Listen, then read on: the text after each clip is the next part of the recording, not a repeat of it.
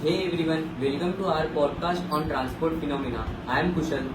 And I am Hardik, and today we are diving into an important topic in fluid mechanics, flow through a circular tube.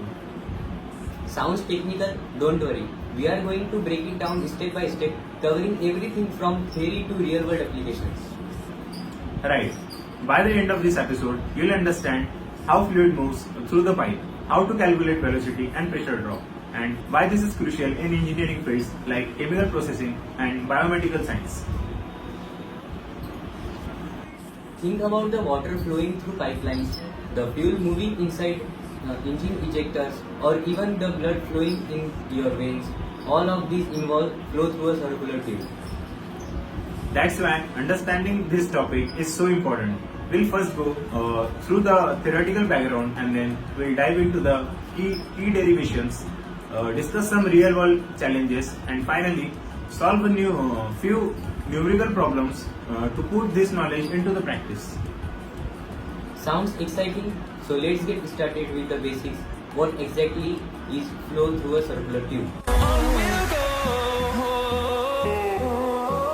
To truly appreciate the Hagen-Poiseuille equation and the study of fluid flow through tubes, we need to travel back in time, way back to the 17th and 18th century when the scientific world was just beginning to explore the movement of fluids in a systematic manner.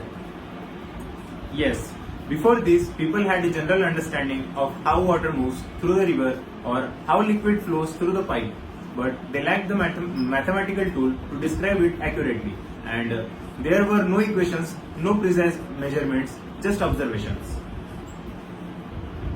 Our story starts with none other than Leonardo da Vinci. In the late 15th and early 16th century, while most people know him for the Mona Lisa and the Last Supper, Da Vinci was also a scientist, engineer and inventor. Absolutely. Da Vinci was one of the first to make symmetric observations of the fluid motion. He conducted experiments with water flow and sketched the patterns of moving fluids. He noticed how water flowed smoothly in some cases but became chaotic in others, what we today call laminar and turbulent flow. He even described the concept of vortex formation and eddies in water, concepts that would later play a crucial role in fluid mechanics. However, at this time, his ideas were more qualitative than quantitative. He described what we saw, but we didn't develop equations for it. Later in 19th century, mathematicians and physicists formalized the equation into the exact same form that we use today. That is, Q equals to pi r to the power 4 upon 8 mu into dp by dz, where Q is the volumetric flow rate, r is the tube radius, and mu is the viscosity, and dp by dz is the pressure gradient. And this equation has stood the test of time. It is still used in engineering, medical sciences, and industries. Whether you are designing a pipeline, analyzing blood flow, or working with chemical reactors. Now let's move towards our next topic. Understanding flow through a circular tube is fundamental. Absolutely.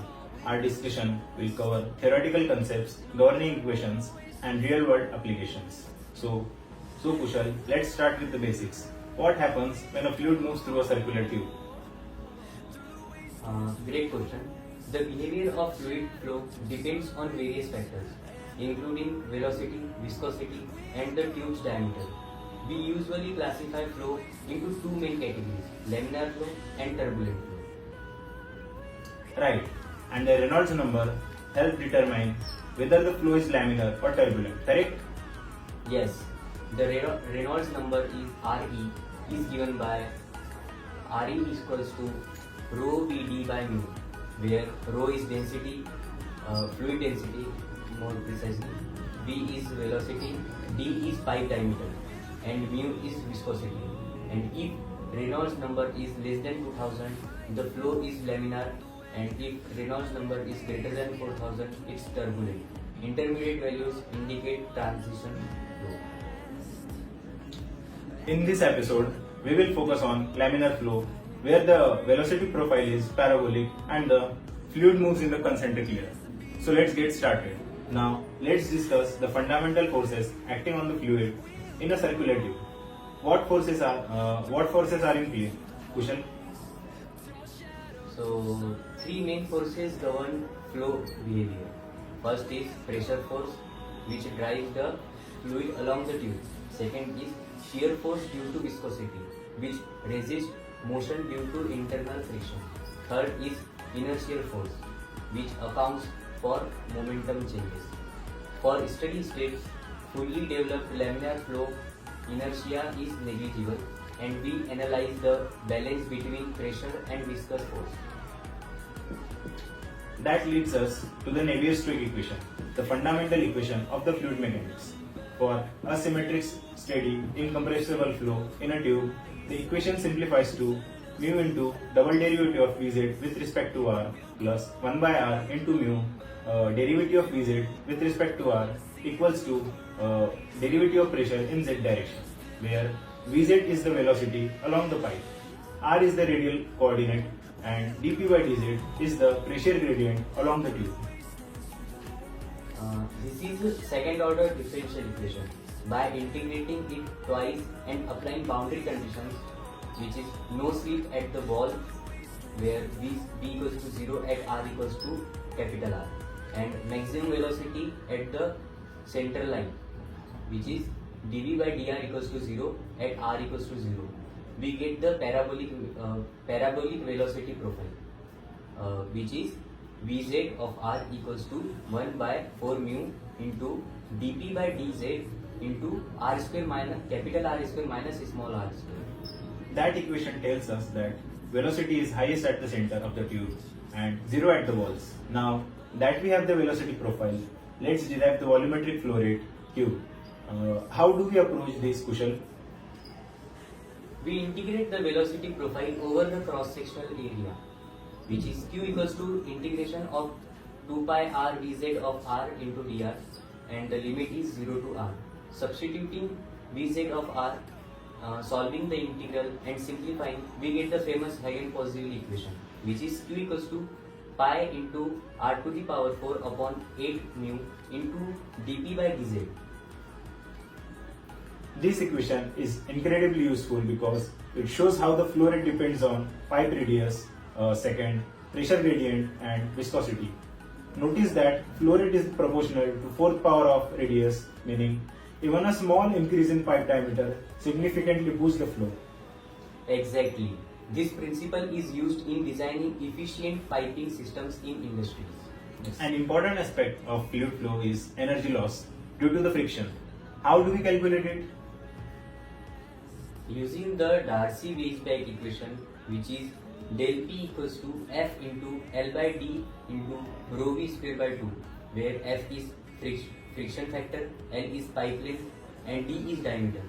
For laminar flow, F is given by F is equals to 16 by R. That means pressure drop is inversely proportional to Reynolds number, making viscosity a key factor in controlling energy loss. Right? Now, let's discuss some real-world applications of this theory. Yes, here are few important applications.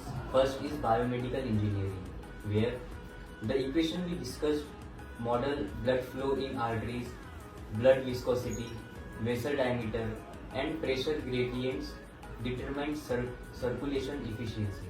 Second application is industrial pipelines, where understanding pressure drop helps in designing oil, gas, and water pipeline efficiently. Third application is microfluidics, where small scale fluid motion in lab on a chip devices follows Hagen-Poiseuille flow principles. Fourth application is cooling systems, where flow through tubes is crucial in heat exchangers and refrigeration units. That's fascinating. It's incredible how a simple set of equations can explain so many practical systems. Absolutely.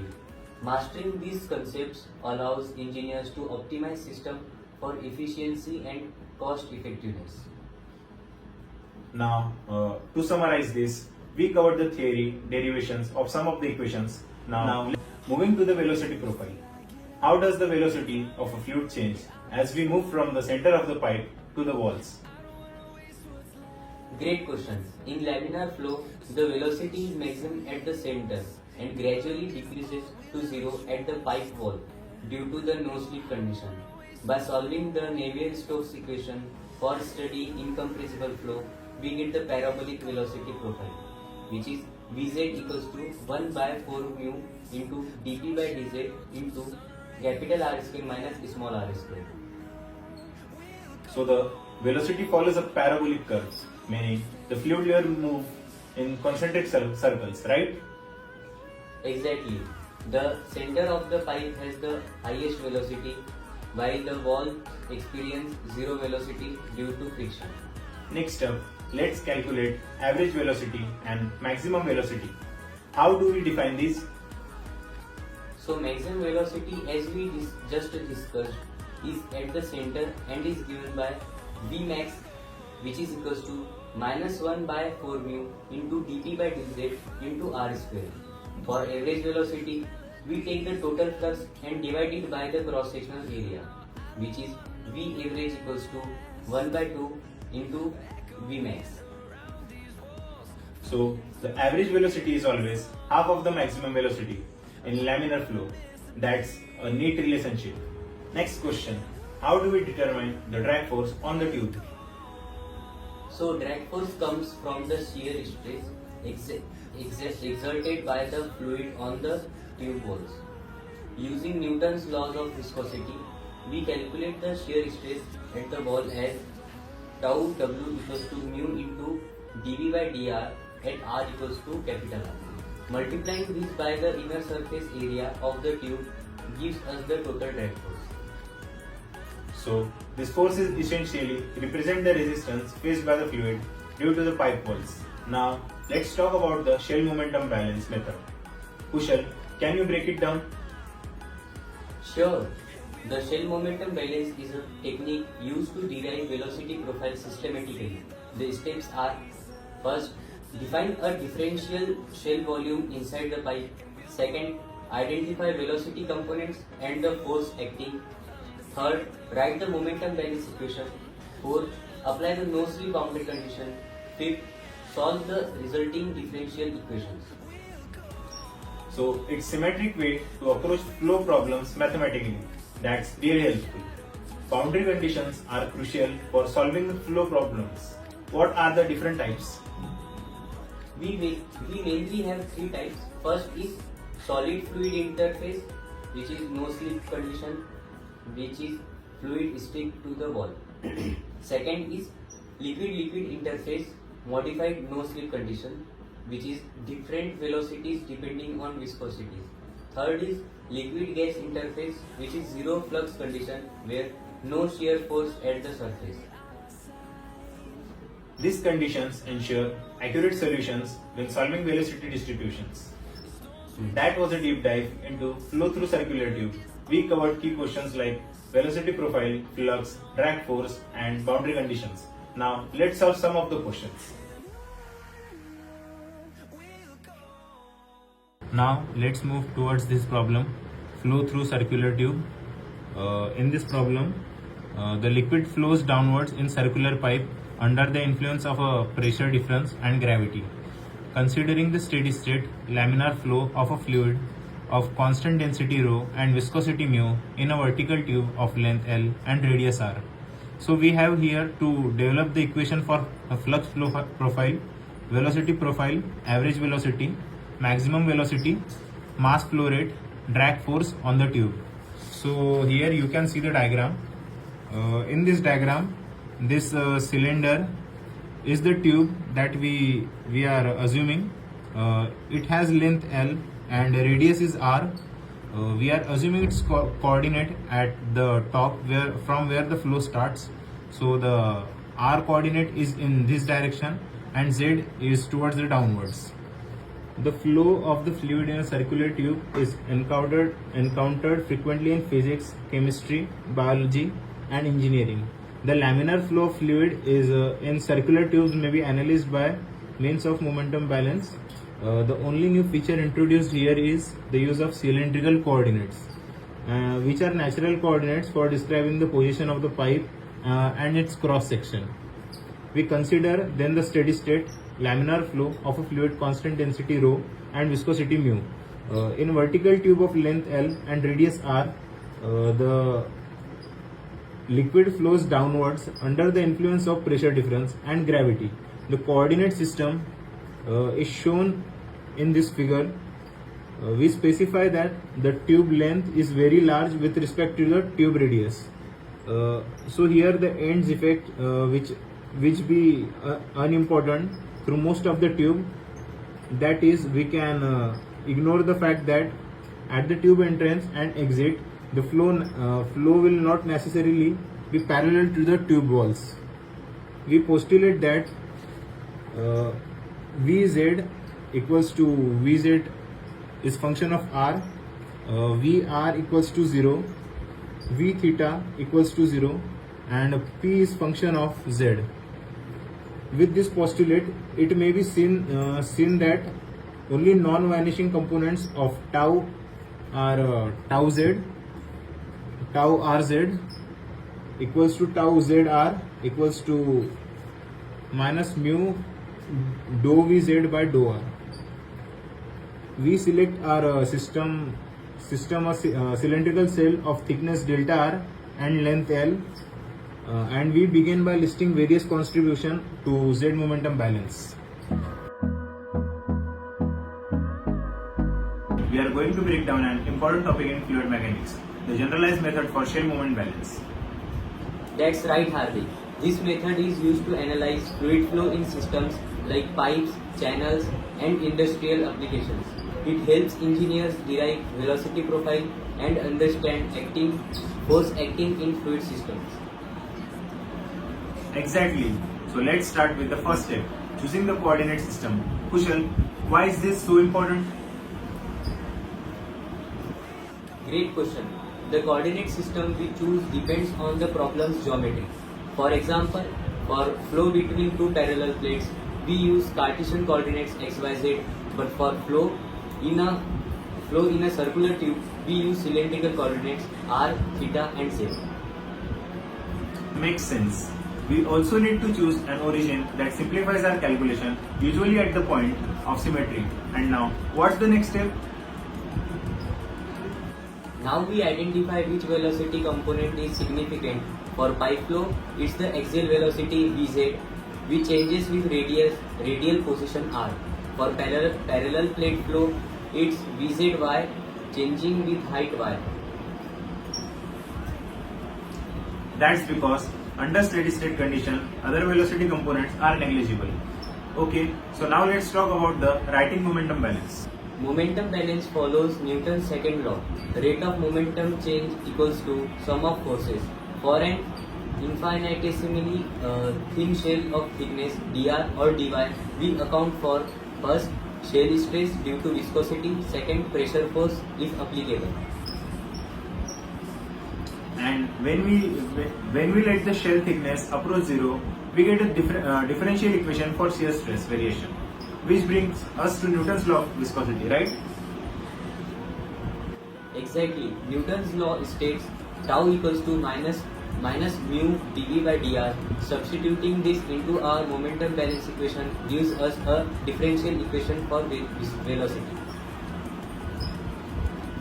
Which we then integrate, and to get the complete velocity profile, we apply the boundary conditions.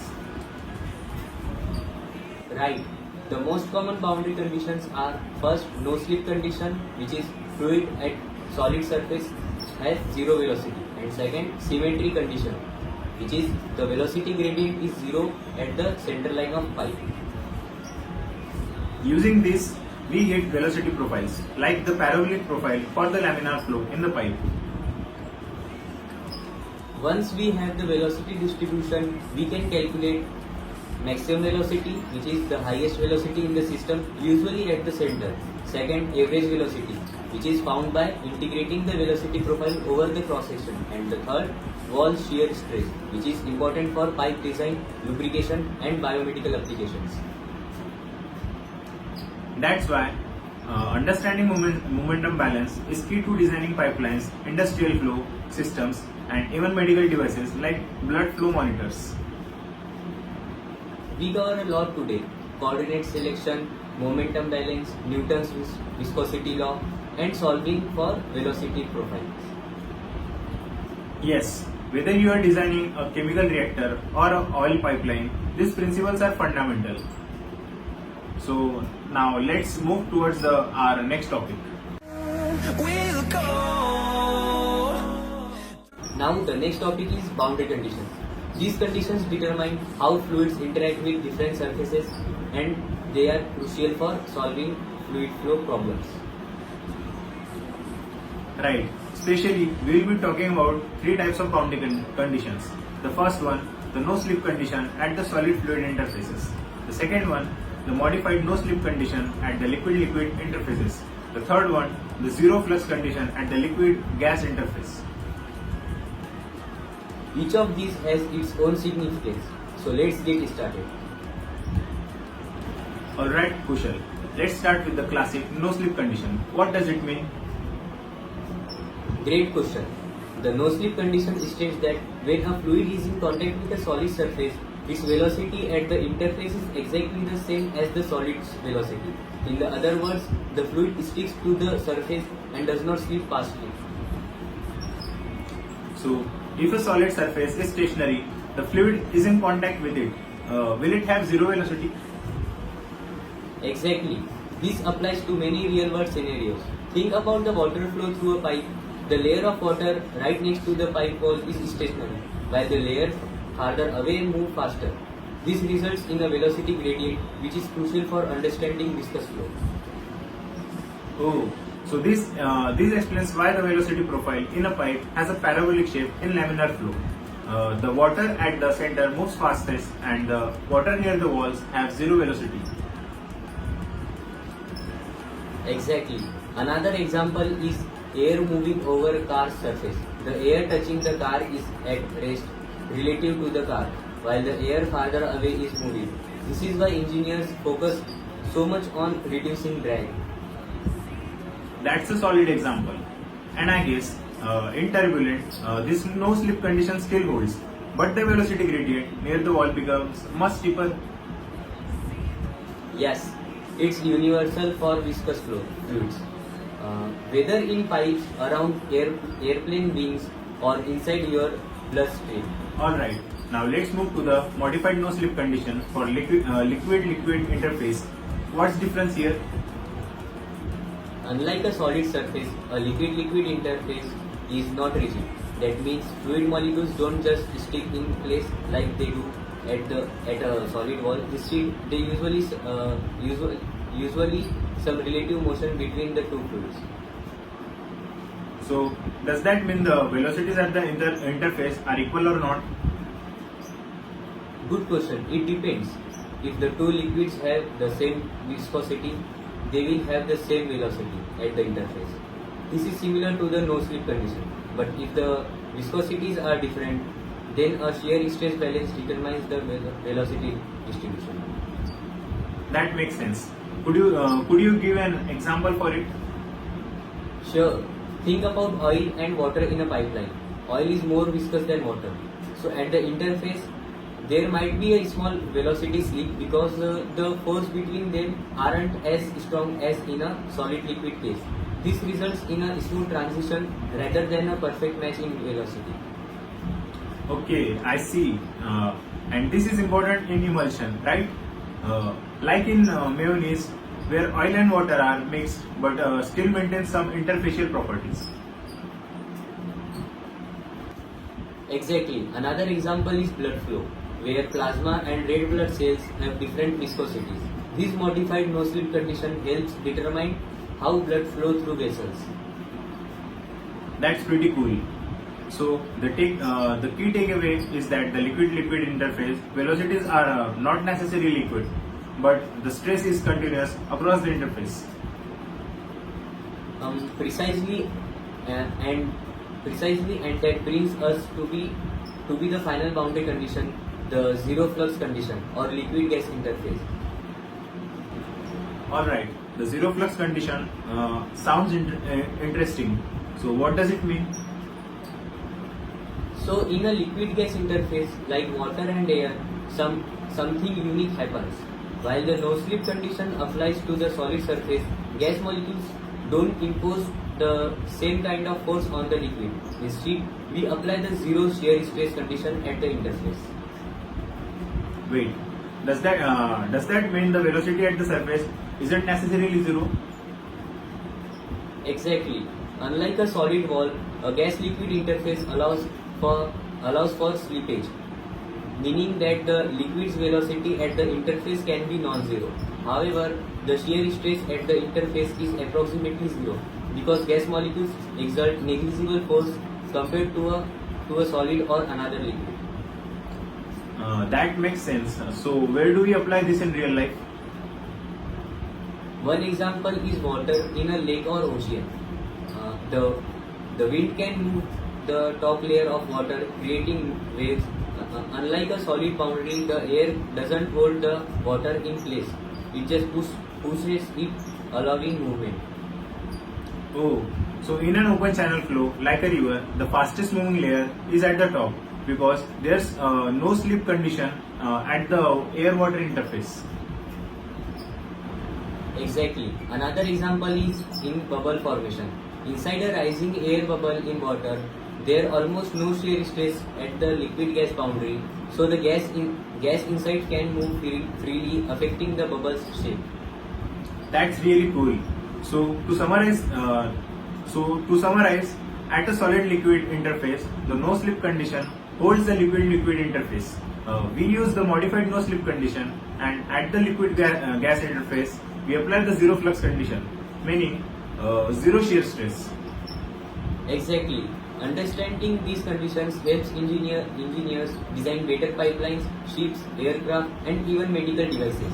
That was a fun discussion, Kushal. So we covered a lot more ground today, from pipe flow to blood flow, and even the ocean waves. Absolutely. These boundary conditions may seem simple, but they play a massive role in a fluid dynamics, engineering, and even nature. So now let's move to the next topic.